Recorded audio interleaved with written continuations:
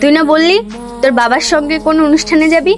আরে রাখ তোর অনুষ্ঠান, এটা কোনো অনুষ্ঠান বাড়ি হইতে পারে? এটাই খারাপ হয়ে গেছে। কেন, কি হয়েছে? তুই জানিস আমি যে অনুষ্ঠানে আসছি এখানে যে খতনা হচ্ছে সেই ছেলে আমাদের থেকেও বয়সে বড়। আরে কিছু কিছু ছেলে শারীরিক সমস্যার কারণে দেরিতে করে। মামা তো ভাইয়ের তো এসএসসি পরীক্ষার পরে করিয়েছে, এটা কোনো ব্যাপার না। এই চুপ থাকতো তুই। যে ছেলেকে বিয়ে দিলে 4-5 বাচ্চার বাবা হয়ে যাবে সেই ছেলের নাকি সুন্নতে খাতনা, এটা কোনো কথা? কিছু বলবেন? একটা কথা বলতাম। কি কথা বলেন? আপনি কি ডান্স পারেন? কি বললেন? ডান্স করতে পারেন? পারলে খুব ভালো হতো। আপনি তো জানেন এটা একটা খতনা অনুষ্ঠান, আমরা সবাই যখন একসাথে হব না একটু নাচানাচি করতাম। আপনি কি আমার সঙ্গে ডান্স করবেন? গড, এই আপনার কি লজ্জা শরম বলতে কিছু নাই?